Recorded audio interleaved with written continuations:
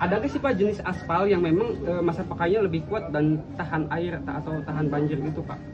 Mungkin orang tenis lebih untung sementara. Ada nggak sih Pak? Sejauh ini nggak ada. Musuhnya aspal itu ya. Musuhnya air adalah aspal adalah air gitu ya. Pak, Sekarang kami tidak menampik titik kerusakan. Kerusakan ini memang terjadi akumulasi akibat pertama cuaca hujan, kita sedang menghadapi subtropis. Yang kedua, kendaraan-kendaraan off-road over dimension yang sangat banyak melalui jalur Pantura, itu yang kedua.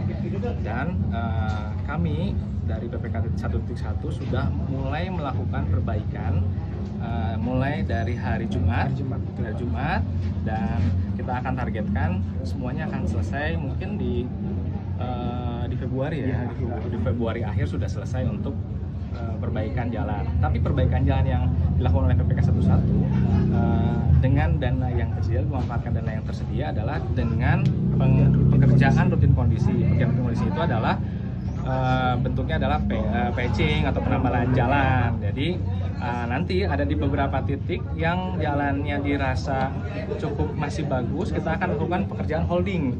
Holding itu adalah pekerjaan pelapisan ulang badan jalannya satu lapis saja, namanya pekerjaan holding. Jadi paling mudah-mudahan masyarakat bisa memahami kondisi di jalan sehingga bisa mematuhi seluruh rambu-rambu yang kami siapkan sehingga bisa mengurangi sedikit kecepatannya. Dan mohon maaf akibat kerusakan jalan ini banyak masyarakat yang mungkin mengalami kecelakaan, paling seperti itu Pak. Untuk action jangka Pak, pendek terkait ini Pak, untuk mobil-mobil besar Pak itu Pak, apakah bisa diberlakukan mungkin berkoordinasi dengan Disub gitu Pak, berlakukan Izin jam Pak, operasional? kewenangan Kementerian PU ini adalah hanya ada di ruang milik jalan Pak. Sehingga ruang milik jalan kita itu sekitaran 9 meter ada badan jalan, ada saluran, sehingga untuk kayak over dimension memang sudah ada ranahnya, yaitu Dinas Perhubungan dan Kementerian Perhubungan. Sehingga kalau nggak salah itu di Jatisari juga ada jembatan timbang, cuman kami tidak bisa menahan-nahan juga ya seperti itu. Tapi harapan kami juga ada action lain karena untuk penanganan over dimension ini tuh harus lintas instansi, lintas kementerian, lintas pemerintahan juga, tidak hanya bisa dilakukan oleh sendirian Kementerian Pekerjaan Umum. Kemudian satu lagi Pak, pertanyaan yang sering muncul pada masyarakat, kenapa Pak jalan-jalan yang setelah dilakukan perbaikan ini masa pakainya tidak begitu lama Pak?